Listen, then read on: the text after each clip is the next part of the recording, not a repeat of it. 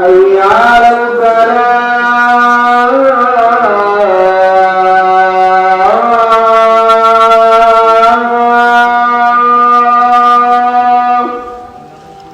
حي على الفلاح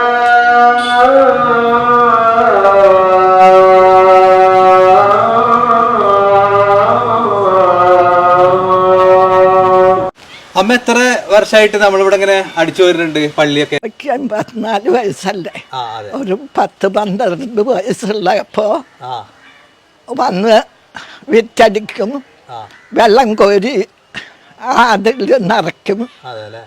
അങ്ങനെയുള്ള എല്ലാ പണികളും ചെയ്തിരുന്നത് ഞാനും ചേച്ചിയാണ്.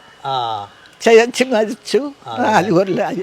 എല്ലാ ദിവസവും നേരം വെളിച്ചാകുമ്പോൾ ഞാൻ വന്നു അവിടെ അടിച്ചു വൃത്തിയാക്കി. പിന്നെ ഇവിടെ ഞാനെന്നുള്ളത് തൃശ്ശൂര് കിഴൂര് എന്ന് പറഞ്ഞ സ്ഥലത്താണ്. ഇവിടെ ഞാൻ നിൽക്കുന്നത് ഒരു പള്ളിയുടെ മുന്നിലാണ്. മുഹിയുദ്ദീൻ മസ്ജിദ് ആണ് കിഴൂരുള്ള.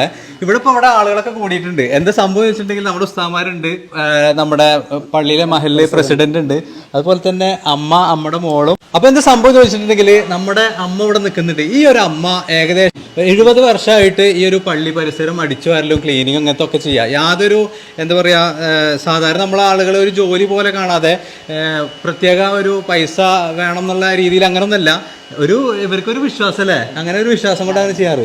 എന്താണ് പേര്? എന്താ അമ്മയുടെ പേരെന്താ? തങ്കം. 86 വയസ്സായിട്ടുണ്ട് അല്ലേ. നമ്മുടെ തങ്കമ്മക്ക് എന്ന് വെച്ചിട്ടുണ്ടെങ്കിൽ ചെവിക്ക് ചെറിയൊരു കേൾവിക്കുറവുള്ളത് കൊണ്ട് തന്നെ കൂടുതലും നമ്മൾ ഒന്നുകൂടി ഒച്ചത്തിൽ പറയുമ്പോഴാണ് അമ്മക്ക് കേൾക്കാറ്. വേറെ പ്രശ്നങ്ങളൊന്നുമില്ല.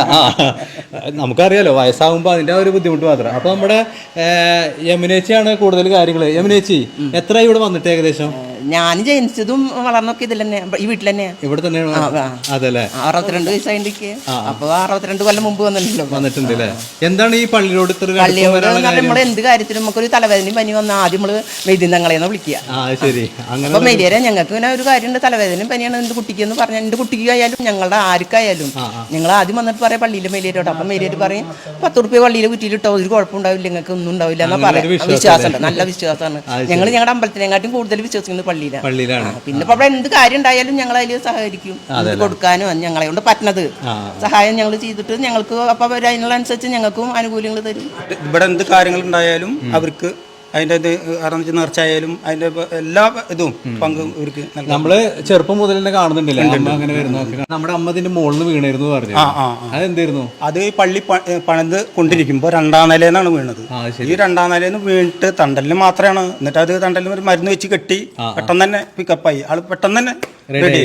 പിന്നെ പ്രശ്നമൊന്നും ഉണ്ടായിട്ടില്ല. പിന്നെ നല്ല ആരോഗ്യത്തോട് കൂടിയിട്ട് തന്നെ പഴയ പോലത്തെ ആരോഗ്യത്തിന് വീട്ടിൽ തിരിച്ചു വന്നു അല്ലേ. ഇപ്പൊ ഇവിടെ ഈ പള്ളിയിൽ എന്തായാലും പരിപാടി ഉണ്ടാകുമ്പോൾ ഈ പരടെ ചുറ്റും എടുപ്പാക്കാനും ഞാൻ സഹായിക്കും. എന്ത് ഇവിടെ ഇതുണ്ട് ചില പരിപാടികൾക്കൊക്കെ പറഞ്ഞ സഹായിപ്പിക്കും, അവർക്ക് ഭക്ഷണം അതൊക്കെ കൊടുക്കുകയും ചെയ്യും. പിന്നെ നേർച്ച എല്ലാ പല ഭാഗത്തുനിന്നും വേറെ ആൾക്കാർ തന്നെ കണ്ടമാനം നേർച്ച ചെയ്യാറുണ്ട്.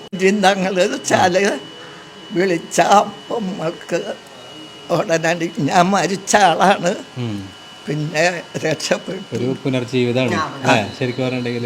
എല്ലാവരും ഇന്നെ പ്രായടക്കം മേടിച്ച് വെച്ചവര്. അപ്പോ ഇയാളുടെ ശക്തി ഇപ്പോഴും ഞാൻ എന്തുണ്ടായാലും ഞങ്ങളേക്ക് വയ്യാന്ന് പറഞ്ഞു.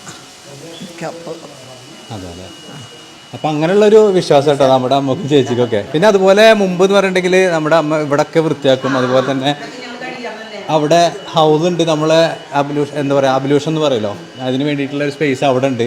അതൊക്കെ മുമ്പൊക്കെ മോട്ടറൊന്നും ഇല്ലാത്ത സമയത്ത് വെള്ളം നിറക്കലൊക്കെ ആയിരുന്നു. ഏകദേശം ഇവിടെ ഇപ്പോൾ 70 വർഷത്തോളം ആയിട്ടുണ്ട് അല്ലേ.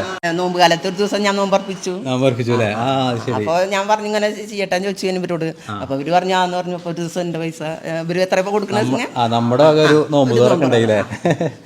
അപ്പോൾ ഈ കാണുന്ന ഓടിട്ട കൊച്ചു വീടാണ് തങ്കമ്മൂടെ വീട്. ഇതിനോട് ചേർന്ന് ചെറിയൊരു മതിൽക്കെട്ടുണ്ട്. അതിന് ശേഷമാണ് നമ്മുടെ പള്ളി വരുന്നത് കേട്ടോ. 85 വയസ്സായിട്ടുള്ള തങ്കമ്മൂമ്മ 15 വയസ്സിൽ തുടങ്ങി 70 വർഷമായിട്ട് ഇപ്പോഴും പള്ളി പരിസരം ഇങ്ങനെ വൃത്തിയാക്കിക്കൊണ്ടിരിക്കുകയാണ് കേട്ടോ.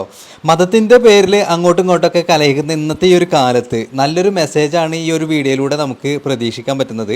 ഇന്നത്തെ ഈ ഒരു വീഡിയോ നിങ്ങൾക്ക് എല്ലാവർക്കും ഇഷ്ടപ്പെട്ടെന്ന് വിചാരിക്കുന്നു. അപ്പോൾ ഈ ഒരു വീഡിയോ നമ്മുടെ വേണ്ടപ്പെട്ട എല്ലാവർക്കും ഒന്ന് ഷെയർ ചെയ്ത് കൊടുക്കുക. നമ്മുടെ ആ ഒരു പഴയ സൗഹാർദ്ദം നമുക്കൊക്കെ തിരിച്ചു പിടിക്കാൻ വേണ്ടിയിട്ട് ഈ ഒരു വീഡിയോയിലൂടെ സാധിക്കട്ടെ. നമുക്ക് അടുത്തൊരു വീഡിയോയിലേക്ക് പോകാനുള്ള സമയമുണ്ട്. Thank you for watching.